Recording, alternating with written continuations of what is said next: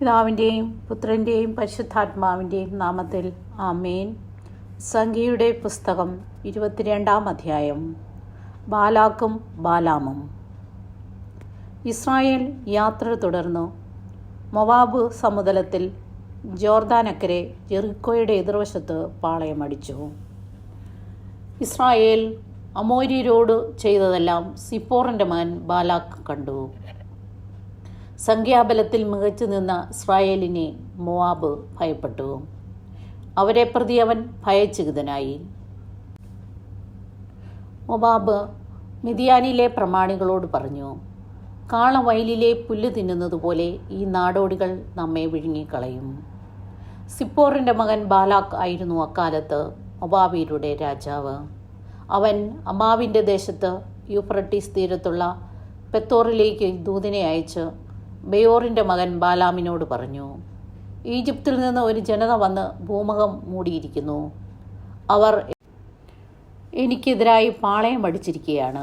അതിനാൽ നീ വന്ന് എനിക്ക് കീഴടക്കാൻ സാധിക്കാത്ത ഈ ജനത്തെ ശപിക്കുക. എങ്കിൽ അവരെ ഇവിടെ നിന്ന് തോൽപ്പിച്ചോടിക്കാൻ എനിക്ക് സാധിച്ചേക്കും. നീ അനുഗ്രഹിക്കുന്നവൻ അനുഗ്രഹിക്കപ്പെടുന്നു, നീ ശപിക്കുന്നവൻ ശപിക്കപ്പെടുന്നു എന്ന് എനിക്കറിയാം. മോവാബിലെയും മിദ്യാനിലെയും പ്രമാണികൾ പ്രശ്നദക്ഷിണയുമായി യാത്ര തിരിച്ചു. അവർ ബാലാക്കിൻ്റെ സന്ദേശം ബാലാമിനെ അറിയിച്ചു. ബാലാം അവരോട് പറഞ്ഞു, ഈ രാത്രി ഇവിടെ താമസിക്കുക. കർത്താവിൻ്റെ അരുളപ്പാടനുസരിച്ച് ഞാൻ നിങ്ങൾക്ക് മറുപടി തരാം. അങ്ങനെ മോവാബിലെ പ്രഭുക്കന്മാർ ബാലാമിനോടുകൂടെ താമസിച്ചു. ദൈവം ബാലാമിന് പ്രത്യക്ഷപ്പെട്ട് ചോദിച്ചു, നിന്റെ കൂടെയുള്ള ഈ മനുഷ്യർ ആരാണ്? ബാലാം ദൈവത്തോട് പറഞ്ഞു, മോവാബ് രാജാവായ സിപ്പോറിൻ്റെ മകൻ ബാലാക്ക് അയച്ചവരാണിവർ. അവർ പറയുന്നു, ഈജിപ്തിൽ നിന്ന് ഒരു ജനത വന്ന് ഭൂമുഖം മൂടിയിരിക്കുന്നു. നീ വന്ന് എനിക്ക് വേണ്ടി അവരെ ശപിക്കുക. എങ്കിൽ യുദ്ധത്തിൽ അവരെ തോൽപ്പിച്ചോടിക്കാൻ എനിക്ക് കഴിഞ്ഞേക്കും. ദൈവം ബാലാമിനോട് അരുളി ചെയ്തു, നീ അവരോടുകൂടെ പോകരുത്, ആ ജനത്തെ ശപിക്കുകയും അരുത്. എന്തെന്നാൽ അവർ അനുഗ്രഹീതരാണ്. ബാലാം രാവിലെ എഴുന്നേറ്റ് ബാലാക്കിൻ്റെ പ്രഭുക്കന്മാരോട് പറഞ്ഞു, നിങ്ങൾ സ്വദേശത്തേക്ക് മടങ്ങിപ്പോകുവിൻ. ഞാൻ നിങ്ങളുടെ കൂടെ വരുന്നത് കർത്താവ് നിരോധിച്ചിരിക്കുന്നു. മോവാബ് പ്രഭുക്കന്മാർ തിരിച്ചു ചെന്ന് കൂടെ പോരുവാൻ ബാലാം വിസമ്മതിക്കുന്നുവെന്ന് ബാലാക്കിനെ അറിയിച്ചു. ബാലാക്ക് വീണ്ടും അവരെക്കാൾ ബഹുമാന്യരായ കൂടുതൽ പ്രഭുക്കന്മാരെ അയച്ചു. അവർ ബാലാമിൻ്റെ അടുക്കൽ വന്നു പറഞ്ഞു, സിപ്പോറിൻ്റെ മകൻ ബാലാക്ക് അപേക്ഷിക്കുന്നു, ഒരു കാരണവശാലും എൻ്റെ അടുക്കൽ വരാതിരിക്കരുത്. ഞാൻ നിനക്ക് ബഹുമതികൾ നൽകാം. നീ എന്തു പറഞ്ഞാലും ഞാൻ ചെയ്തു തരാം. വന്ന് എനിക്ക് വേണ്ടി ഈ ജനത്തെ ശപിക്കുക.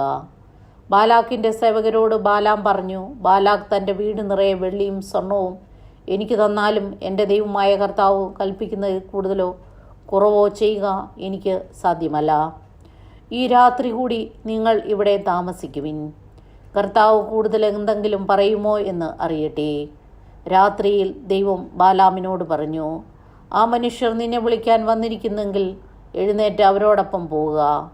എന്നാൽ ഞാൻ ആജ്ഞാപിക്കുന്നത് മാത്രമേ ചെയ്യാവൂ. ബാലാമിൻ്റെ കഴുത. ബാലാം രാവിലെ എഴുന്നേറ്റ് കഴുതയ്ക്ക് ജീനിയിട്ട് മോവാബിലെ പ്രഭുക്കന്മാരോടൊപ്പം പുറപ്പെട്ടു. അവൻ പോയതുകൊണ്ട് ദൈവത്തിൻ്റെ കോപം ജ്വലിച്ചു. കർത്താവിൻ്റെ ദൂതൻ വഴിയിൽ അവനെതിരെ നിന്നു. കഴുതപ്പുറത്ത് സഞ്ചരിച്ചിരുന്ന ബാലാമിൻ്റെ കൂടെ 2 ഭൃത്യന്മാരുണ്ടായിരുന്നു. കർത്താവിൻ്റെ ദൂതൻ ഊരിയ വാളുമായി വഴിയിൽ നിൽക്കുന്നത് കണ്ട് കഴുത വയലിലേക്ക് ചാടി. വഴിയിലേക്ക് തിരിച്ചു കൊണ്ടുവരാൻ ബാലാം അതിനെ അടിച്ചു. അപ്പോൾ കർത്താവിൻ്റെ ദൂതൻ മുന്തിരിത്തോട്ടത്തിൽ ഇരുവശവും മതിലുള്ള ഇടുങ്ങിയ വഴിയിൽ നിന്നു. കർത്താവിൻ്റെ ദൂതനെ കണ്ട് കഴുത മതിലിനോട് ചേർന്ന് ഒതുങ്ങി. ബാലാമിൻ്റെ കാൽ മതിലിൽ ഉരഞ്ഞു. അവൻ കഴുതയെ വീണ്ടും അടിച്ചു. കർത്താവിൻ്റെ ദൂതൻ മുമ്പോട്ട് പോയി ഇടം വലം തിരിയാൻ ഇടമില്ലാത്ത ഇടുങ്ങിയ സ്ഥലത്ത് നിന്നു. ദൂതനെ കണ്ടപ്പോൾ കഴുത കിടന്നു കളഞ്ഞു.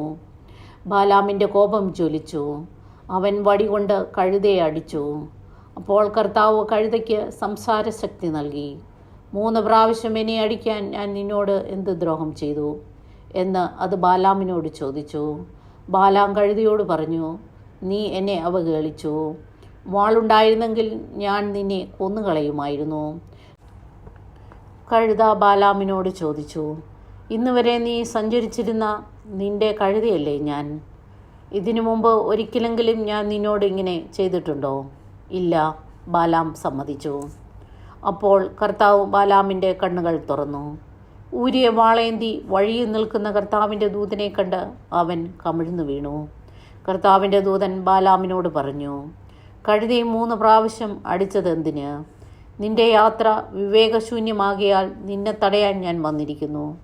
ഈ 3 പ്രാവശ്യവും കഴുത എന്നെ കണ്ടാണ് തിരിഞ്ഞുപോയത്. അങ്ങനെ വഴി മാറിയില്ലായിരുന്നെങ്കിൽ തീർച്ചയായും ഞാൻ നിന്നെ കൊല്ലും, അതിനെ വെറുതെ വിടുകയും ചെയ്യുമായിരുന്നു. അപ്പോൾ ബാലാം കർത്താവിൻ്റെ ദൂതനോട് പറഞ്ഞു, ഞാൻ പാപം ചെയ്തുപോയി. അങ്ങ് എനിക്കെതിരെ വഴിയിൽ നിന്നത് ഞാൻ അറിഞ്ഞില്ല. ഇത് അങ്ങയുടെ ദൃഷ്ടിയിൽ തിന്മയെങ്കിൽ ഞാൻ തിരിച്ചു പൊയ്ക്കൊള്ളാം. കർത്താവിൻ്റെ ദൂതൻ ബാലാമിനോട് പറഞ്ഞു, ഇവരുടെ കൂടെ പൊയ്ക്കൊള്ളുക, എന്നാൽ ഞാൻ നിന്നോട് പറയുന്ന വചനം മാത്രമേ നീ പറയാവൂ. ബാലാക്കിൻ്റെ പ്രഭുക്കന്മാരുടെ കൂടെ ബാലാം പോയി. ബാലാം വരുന്നു എന്ന് കേട്ട് ബാലാക്ക് അവനെ എതിരേൽക്കാൻ രാജ്യത്തിൻ്റെ അങ്ങേയറ്റത്തെ അതിർത്തിയിലുള്ള അർണോൺ നദീതീരത്ത് സ്ഥിതി ചെയ്യുന്ന ഈർ മൊബാബ് വരെ ചെന്നു. ബാലാക്ക് ബാലാമിനോട് ചോദിച്ചു, നിന്നെ വിളിക്കാൻ ഞാൻ ആളയച്ചില്ലേ? എന്താണ് വരാതിരുന്നത്? നിനക്ക് ഉചിതമായ ബഹുമതി നൽകാൻ എനിക്ക് കഴിവില്ലെന്നോ? ബാലാം ബാലാക്കിനോട് പറഞ്ഞു, ഇതാ ഞാൻ വന്നല്ലോ. എന്നാൽ സ്വന്തമായി എന്തെങ്കിലും പറയാൻ എനിക്ക് കഴിവുണ്ടോ? ദൈവം തോന്നിക്കുന്ന വചനമാണ് എനിക്ക് പറയാനുള്ളത്. ബാലാം ബാലാക്കുമൊത്ത് കിരിയാത്ത് ഹുസോത്തിൽ ചെന്നു.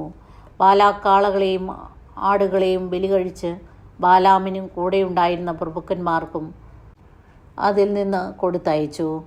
പിറ്റേന്ന് ബാലാക്ക് ബാലാമിനെ ബാമോത്ത് ബാൽ എന്ന പൂജാഗിരിയിലേക്ക് കൂട്ടിക്കൊണ്ടുപോയി. അവിടെ നിന്ന് അവൻ ഇസ്രായേൽ പാളയത്തിൻ്റെ ഇങ്ങേയറ്റം കണ്ടു. നമ്മുടെ ദൈവമായ കർത്താവിന് സ്തുതി.